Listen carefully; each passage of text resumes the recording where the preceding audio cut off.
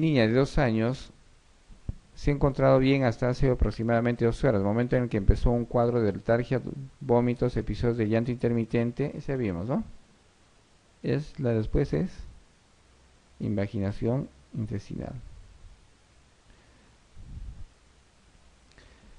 Todas las siguientes son causa de retraso en la eliminación de meconio, excepto fibrosis quística, drogadicción materna, síndrome de colon izquierdo pequeño, aganglionosis rectal, hipotiroidismo congénito. Retraso en la eliminación de meconio.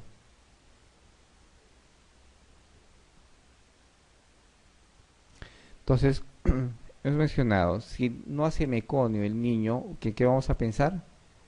En fibrosis quística. Y más aún, si como antecedente tenemos la falta de eliminación de meconio y tienen ustedes estreñimiento orgánico en el niño, o sea que con mucha frecuencia y que desde la etapa de lactante empieza a tener estreñimiento, ustedes van a sospechar en fibrosis quística. ¿No? ¿Qué más? Drogadicción materna.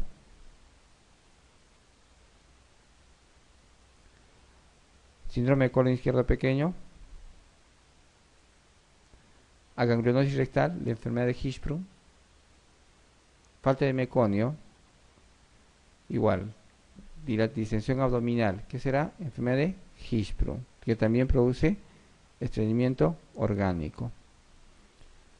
Entonces, ¿qué es lo que no produce retraso en la eliminación de meconio? El hipotiroidismo produce retraso en la eliminación de meconio. El hipotiroidismo es causa de estreñimiento orgánico, pero no causa de falta de eliminación de meconio en la etapa neonatal. La manifestación del hipotiroidismo no es inmediatamente nace, se puede manifestar en semanas. ¿Ya? Es por eso la importancia de hacer un screening y determinar hasta antes de las 3 semanas, antes de los 3 meses, hipotiroidismo por ya presencia o lesión neurológica. Pero no va a tener manifestación en forma temprana. Pero sí ese hipotiroidismo puede ser manifestación de un estreñimiento orgánico posterior en la etapa de lactante. ¿Sí?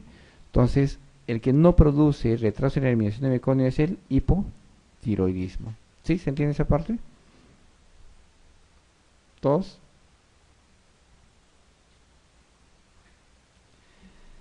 En el diagnóstico de laboratorio de intolerancia,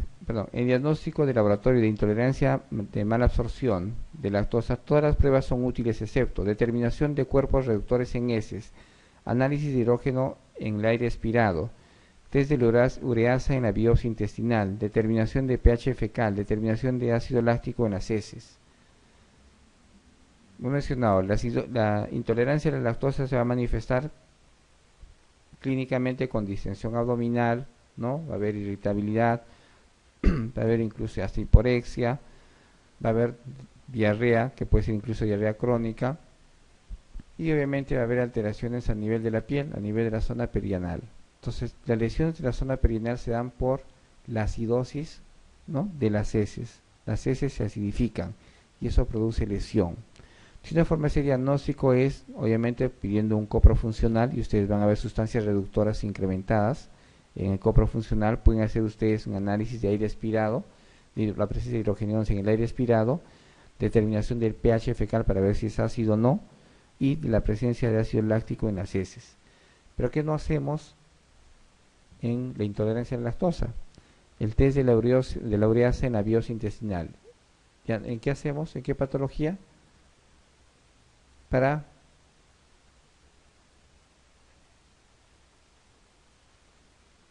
la ureasa, para encontrar una gastritis buscando Helicobacter.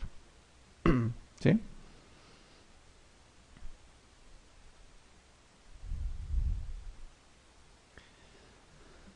Una niña de 6 años diagnosticada de coartación de aorta, esa vimos.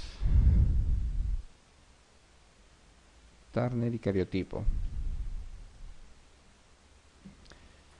Todas las siguientes son causa de retraso en la eliminación de meconio, excepto, también vimos hipotiroidismo congénito.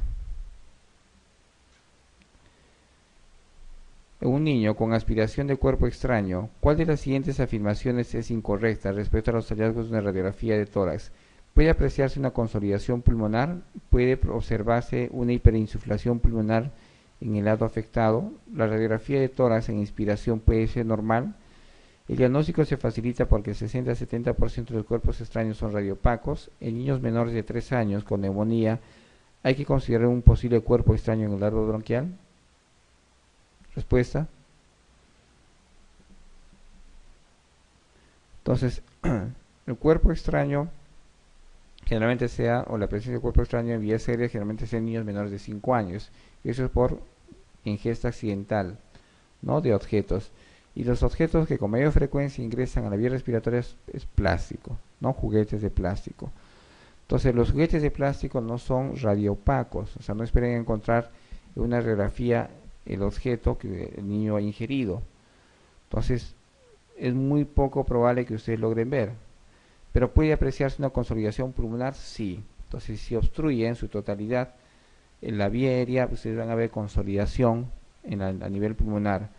Puede haber hiperinsuflación también. Va a haber una imagen de hiperinsuflación si él tiene un efecto de válvula. No se obstruye en su totalidad, ingresa aire pero no sale. Van a tener un pulmón hiperinsuflado. ¿Y la radiografía de tórax en inspiración puede ser normal? Sí. Entonces pueden no encontrar nada en expiración. Pero no van a encontrar en un 60-70%, ¿no?, el objeto. No es radiopaco el plástico que con mayor frecuencia es el que se ingiere. En niños menores de 3 años con neumonía hay que considerar un posible cuerpo extraño, sí. En todo niño menor de 3 años con una patología respiratoria aguda, siempre sospechen en cuerpo extraño. La respuesta es la C. La D, perdón. La D. Lactante de 5 meses que presenta desde 3 días antes fiebre, rinorrea, acuosa y estornudos, comenzando el día de la consulta con tos y dificultad respiratoria. En la exploración presenta taquipnea, tiraje subcostal, alargamiento de respiración y crepitantes y sibilantes diseminados. ¿Cuál es el diagnóstico más probable entre los siguientes? Niño de 5 meses que empieza con un cuadro respiratorio alto y luego que presenta dificultad respiratoria. Hay incremento de la frecuencia respiratoria, hay tiraje, alargamiento de respiración y crepitantes y sibilantes diseminados. Entonces, broncoespasmo en menor de 2 años será bronquiolitis. Nunca se olviden. Entonces, manifestación de broncoespasmo, o sea, broncoespasmo si hay sibilantes, si hay subcrepitantes, si escuchan crepitantes, subcrepitantes o sibilantes y dificultad respiratoria después de haber iniciado un problema respiratorio alto, esto es bronquiolitis, ¿sí?, en niño menor de 2 años. O primer episodio de broncoespasmo es bronquiolitis.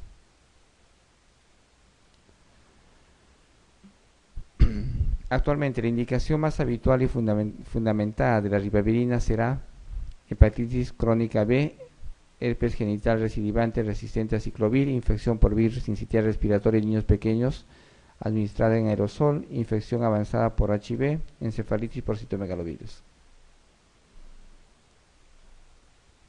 ¿En quiénes iniciamos el tratamiento con ribavirina? En aerosol. ¿En qué virus? Sincitial respiratorio, ¿sí? Así como el ganciclovir para el citomegalovirus, ¿sí? Respuesta es la C. Lactante de 5 meses que es traído a la consulta para presentar, este es otro, ya, de 5 meses que es traído a la consulta para presentar desde hace 3 días antes fiebre, rinorrea acuosa y estornudos, comenzando el día de la consulta con tos, dificultad respiratoria. En la exploración presenta taquipnea, tiraje subcostal, alargamiento de la expiración y crepitantes y sibilancias diseminadas. ¿Qué prueba de las siguientes hay que solicitar para determinar la etiología? ¿Frente a qué estamos? En este lactante de 5 meses, ¿qué es? Bronquiolitis. Y para hacer diagnóstico, ¿qué hacemos? Hemograma, diagnóstico o radiografía de tórax, electrolitos en sudor, cultivo de aspirado traqueal, búsqueda de virus respiratorio sincitial en exudado nasofaringeo. Bronquiolitis. Si hablamos de bronquiolitis, ¿en qué germen vamos a pensar? Virus respiratorio sincitial. Entonces, causa de bronquiolitis en un 60, 70, 80% virus respiratorio sincitial. Otro grupo que produce bronquiolitis, adenovirus, influenza, parainfluenza, incluidos los, ¿qué gérmenes? Gérmenes atípicos. Entonces el micoplasma, la clamidia también es causa de bronquiolitis. Entonces, para yo hacer búsqueda de esos gérmenes, debo hacer un aspirado, ¿no? Del exudado nasofaringeo. Hago IFI viral, inmunofluorescencia indirecta de exudado faríngeo.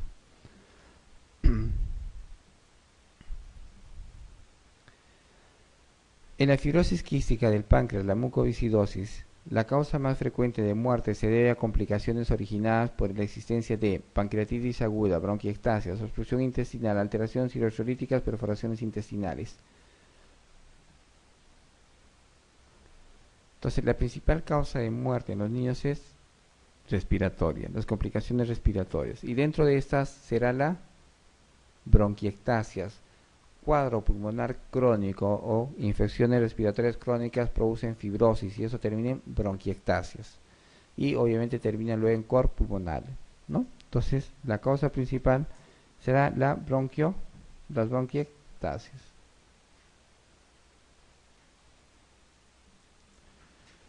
La mayoría de los casos pediátricos de epiglotitis están producidos por rinovirus, Moraxella catarrhalis, Streptococcus pneumoniae, respiratorio sincitial, Haemophilus influenza. La epiglotitis es una emergencia respiratoria, ¿ya? Entonces, niño cuya manifestación clínica es aguda, que rápidamente presenta fiebre, distrés o dificultad respiratoria asociada a disnea, incluso a cianosis, y que tiene salivación excesiva, ustedes deben sospechar en epiglotitis, ¿ya? Entonces, ese niño que llega a la emergencia, que rápidamente presenta dificultad respiratoria con salivación o babeo excesivo, tiene dificultad respiratoria, se está cerrando, hay una epiglotitis, una estenosis, una estrechez de la vía respiratoria. Y el germen responsable será Haemophilus influenza.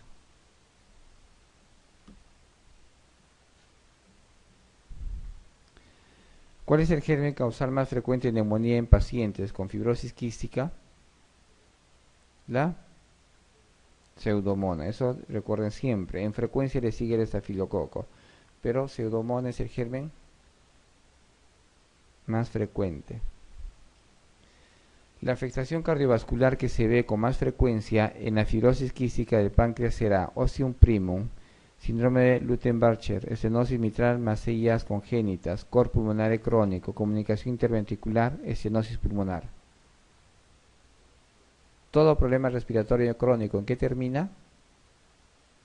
En cor pulmonar. Entonces hay compromiso de corazón derecho. Todo problema crónico, otro problema respiratorio crónico.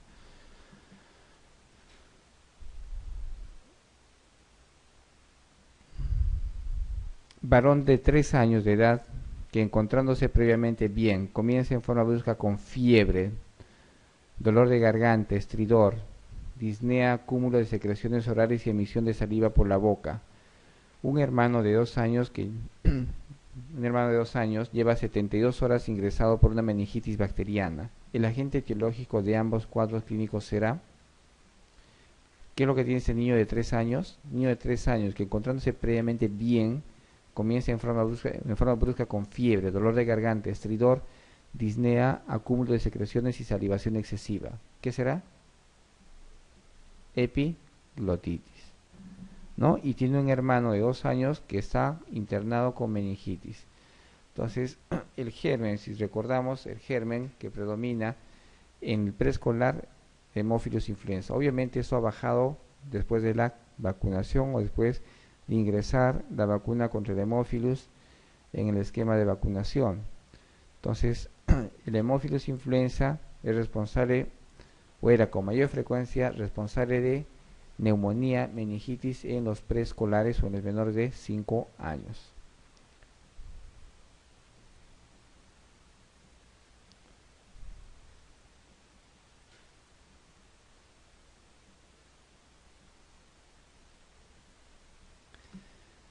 El primogénito de una pareja sufre en el periodo neonatal iliomeconial. ¿Cuál es el método diagnóstico principal que llevaría a cabo para establecer diagnóstico de enfermedad subyacente más probable? Test de tripsinógeno inmunoreactivo, test de meconio, estudio molecular genético directo, test de cloro en sudor, estudio genético de vínculo cercanía. El primogénito de una pareja sufre en el periodo natal ilio-meconial. ¿Cuál es el método diagnóstico principal que llevaría a cabo para establecer diagnóstico? ¿Qué estamos sospechando? Entonces, ¿qué es? Fibrosis, ¿sí? ¿Y qué hacemos? Entonces, para hacer diagnóstico, establecer el diagnóstico de la enfermedad subyacente será con el... A ver, ¿qué hacen ustedes? Tienen un niño que tiene el antecedente, porque dice primogénito de una pareja en el periodo neonatal, que sufre en el periodo neonatal ilio-meconial.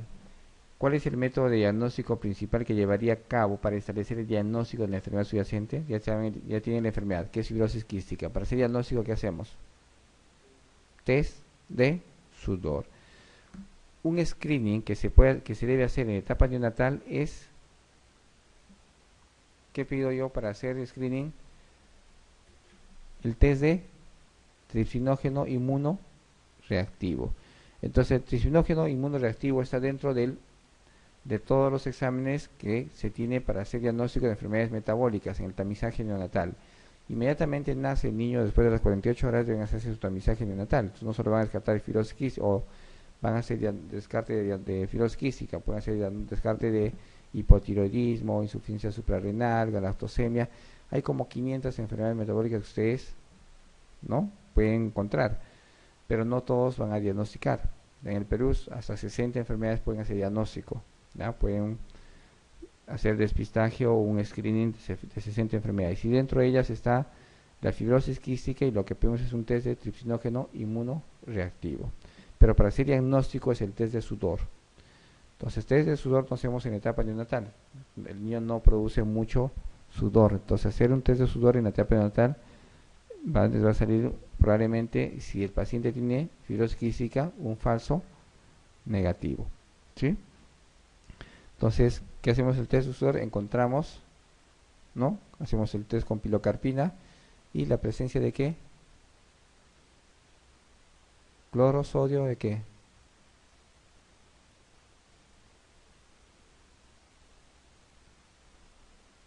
De cloro, ¿cuánto mayor? ¿Cuántos miliequivalentes? 60 miliequivalentes. Si es de 60 miliequivalentes, entonces confirman el diagnóstico en el test de sudor. ¿Cuál es la complicación más frecuente de la nasofaringitis aguda? Esto es bastante fácil. La otitis. Complicación del problema respiratorio alto, otitis. Otitis media aguda. No se ha relacionado etiológicamente con la bronquiolitis, virus respiratorio sincitial, virus de la influenza o parainfluenza, adenovirus, micoplasma, bacterias gram negativas, que no están relacionados con respiratorio sincitial.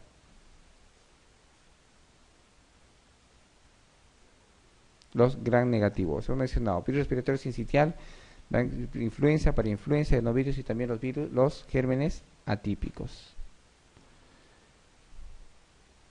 En relación con la bronquiolitis aguda, la respuesta incorrecta es: hay atrapamiento aéreo en la radiografía de tórax, está producida por el virus respiratorio sincitial, hay afectación bronquiolar difusa, hay un defecto de ventilación pulmonar, la humedad es la medida terapéutica principal.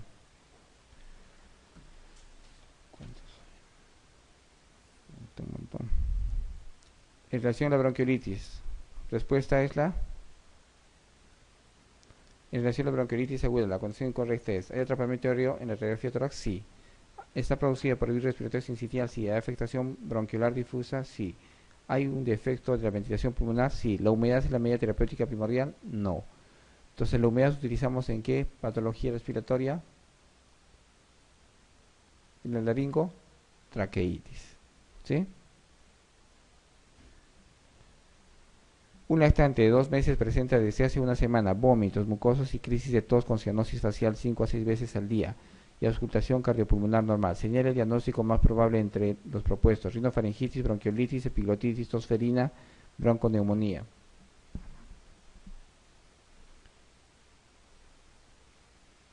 Respuesta. Si tienen ustedes un niño con vómitos, crisis de tos, accesos de tos, tos en accesos con enrojecimiento de cara y cianosis, será tos convulsiva, que es la tosferina o coqueluche. ¿Sí?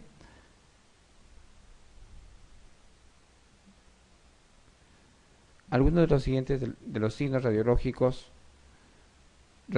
sugieren la etiología de neumonía en el niño. Señalen la correlación menos probable entre la etiología y la radiología. Para el neumococo, ¿será neumonía segmentaria lobar? Para el estafilococo, neumonía con abscesos y participación pleural. Para el micoplasma, neumonía intersticial. Para la Klebsiella, abombamiento de cisuras y cavitación parenquimatosa. Virus respiratorio sincitial, bronconeumonía con neumatoceles. Respuesta incorrecta. La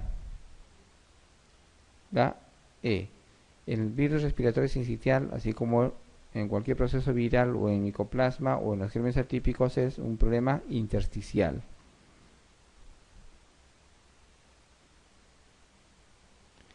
El método de más valor para diagnosticar reflujo gastroesofágico en lactantes será exploración radiológica, medición del pH en el esófago, manometría esofágica, esofagoscopía, estudio con isótopos radioactivos.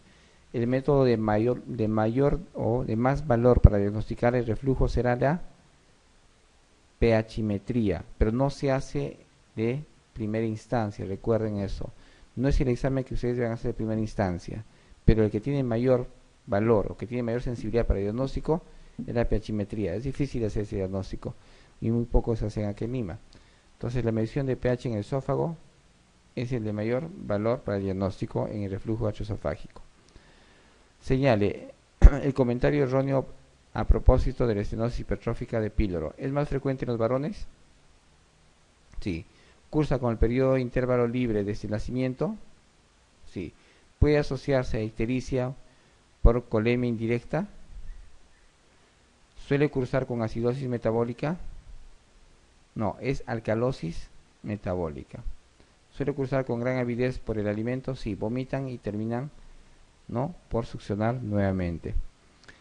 La respuesta es la D. Las manifestaciones clínicas de la estenosis hipertrófica de píloro aparecen habitualmente a partir de los 10 a 15 días de vida. ¿Cuál es la más frecuente? La manifestación clínica de la estenosis hipertrófica de píloro y aparece habitualmente a partir de los 10 a 15 días de vida. Será vómitos, ictericia, estreñimiento, diarrea y fiebre. ¿Cuál es la manifestación clínica principal? Vómitos en la estenosis hipertrófica de píloro. El vómito constituye uno de los síntomas más frecuentes en la infancia. En relación a este hecho, señale la propuesta errónea entre las siguientes. Prácticamente cualquier enfermedad digestiva o extradigestiva se puede acompañar de ese síntoma. Los vómitos de aparición brusca en la práctica diaria generalmente están en relación con la patología otorrinolaringológica y gastroenteritis. Los vómitos producidos por reflujo gastroesofágico se inician generalmente en el segundo mes de vida. En los casos de reflujo gastroesofágico, la mejoría puede tardar en presentarse hasta 2 semanas después de iniciado el tratamiento. C y D. Los vómitos son síntomas bien inespecíficos que se presentan en cualquier patología, respiratoria, gastrointestinal, urinaria, neurológica, en lo que sea. Hasta la fiebre produce vómitos. Entonces, con eso, prácticamente cualquier enfermedad digestiva o extradigestiva se puede acompañar de ese síntoma, sí. Los vómitos de aparición brusca en la práctica diaria generalmente se relacionan a problemas respiratorios y gastrointestinales, sí. Los vómitos producidos por reflujo se inician generalmente en el segundo mes de vida. No, los vómitos por reflujo se inician inmediatamente y disminuyen con el tiempo en el reflujo. El reflujo es fisiológico, como hemos mencionado, en los lactantes. Y la manifestación son esos vómitos, pero no explosivos, sino son el retorno de la leche y que terminan por botar por la boca o por la nariz, que también lo consideran como vómitos, pero que sea inmediatamente al nacimiento y va mejorando con el tiempo. Y es fisiológico hasta el tercer o cuarto mes de vida. En los casos de reflujo gastroesofágico, la mejoría puede tardar en presentarse hasta 2 semanas después de iniciar el tratamiento, sí. Ustedes inician tratamiento y recién a las 2 o 3 semanas van a encontrar mejoría con los síntomas de enfermedad por reflujo. La respuesta sería la C, ¿sí? ¿Se entiende esa parte? ¿O no? Entonces, los vómitos en lactantes es desde que nacen, regresan la leche, es frecuente, ¿ya? No es después de 2 meses, ¿sí?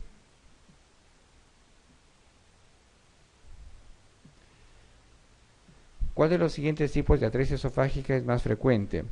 Entonces tenemos 4 tipos de atresias más una quinta que no es atresia, que es una fístula. La tipo 1, que es, ¿no?, atresia pura sin fístula. La tipo 2, donde hay una fístula proximal, ¿no? La tipo 3, donde la fístula es distal. La tipo 4, donde hay doble fístula en la proximal y en la distal. Y la tipo 5, solo fístula. Entonces, ¿cuál de los siguientes tipos de atresia esofágica es la más frecuente? La más frecuente es la tipo 3 y es una atresia con fístula distal. Entonces, respuesta es la, ¿dónde está? Segmento superior del esófago cerrado y el inferior comunicado con la tráquea. Entonces, es una atresia con fístula distal, ¿sí? La C. ¿Cuál de los siguientes no es causa de invaginación intestinal? Púrpura de Henoch-Schönlein, divertículos, en este caso divertículo de Meckel, duplicaciones, enfermedad de Hirschsprung, tumor intestinal. Entonces, causa de invaginación, hemos mencionado todo, defecto anatómico que puede estar asociado a nivel del intestino delgado, que es generalmente hay una vasculitis en la púrpura de Henoch-Schönlein, divertículos, que también duplicaciones, pero Hirschsprung poco probable o no, porque está más abajo de la mayoría de las veces. El compromiso de Hirschsprung es a nivel del recto y sigma. Es muy poco probable que tengan ustedes, o es muy raro, aunque se puede, no se descarta la presencia de Hirschsprung a nivel del todo el intestino delgado, pero no es causa frecuente de invaginación intestinal. La respuesta es la D. ¿Cuál de las siguientes proposiciones, respecto a la enfermedad celíaca es falsa? ¿Existe una predisposición hereditaria a padecer la enfermedad? ¿El daño intestinal se produce por una intolerancia transitoria a la fracción de la gliadina del gluten? ¿Puede cursar con estreñimiento? Irritabilidad y las alteraciones de carácter son síntomas frecuentes. La irritabilidad y la alteración del carácter, son los síntomas frecuentes. El estudio anatomopatológico de la biopsia intestinal no es patognomónico. Respuesta. ¿Cuál de las siguientes proposiciones respecto a la enfermedad celíaca es falsa? ¿Existe una predisposición hereditaria a padecer la enfermedad? ¿El daño intestinal se produce por una intolerancia transitoria a la fracción gliadina de gluten? ¿El daño intestinal se produce por una intolerancia transitoria? ¿Puede cursar con estreñimiento? Irritabilidad y alteraciones de carácter son los síntomas frecuentes. El estudio anatomopatológico de la biopsia intestinal no es patognomónico. Respuesta. La B. Entonces es permanente, ¿no? Entonces la intolerancia permanente a la gliadina.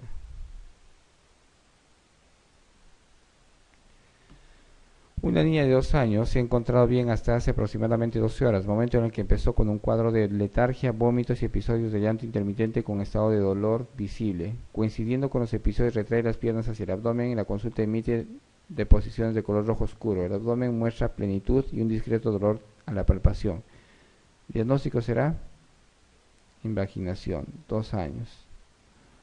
¿Sí?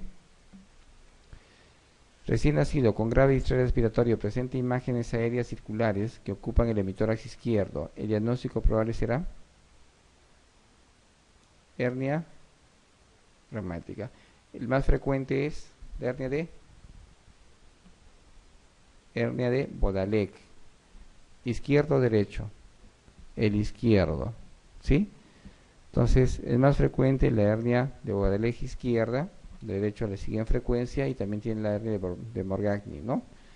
Entonces, ¿esto por qué? Porque se da primero el cierre del lado derecho y luego el cierre del lado izquierdo, ¿no? La alteración a nivel de la membrana pleuroperitoneal, ¿no? Lateral posterior. Después de la D.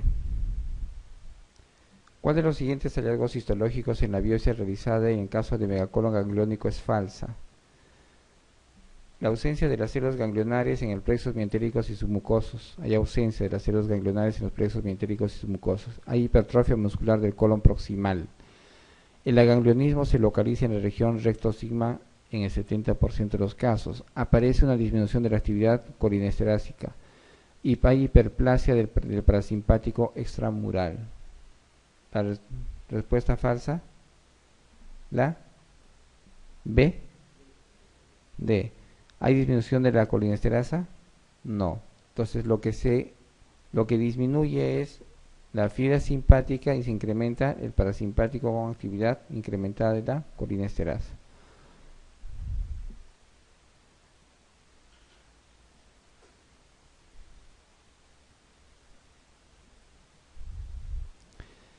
Señalar, ¿cuál es el criterio diagnóstico de enfermedad celíaca? Mejoría clínica tras retirada de gluten de la dieta. Hallazgo anatomopatológico de mucosa intestinal plana, lesión de la mucosa intestinal, mejoría clínica y anatomopatológica tras la dieta sin gluten y reaparición de la lesión con la provocación. Historia familiar positiva de la lesión mucosa, A y B. Señalar, ¿cuál es el criterio diagnóstico de la enfermedad celíaca para hacer diagnóstico?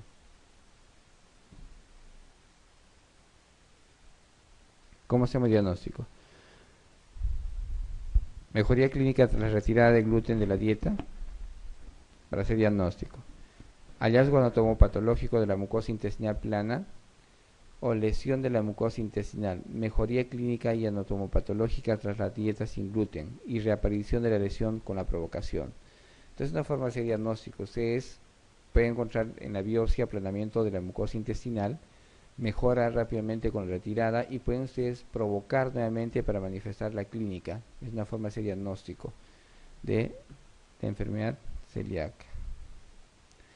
La determinación de anticuerpos antirreticulina en el suero tiene valor diagnóstico en los niños ante la sospecha de artritis crónica juvenil, enfermedad celíaca, mucopolisacaridosis tipo Hurler, enfermedad de Pertes, enfermedad de Still. Respuesta: reticulina, antiendomicio, transglutaminasa, enfermedad celíaca.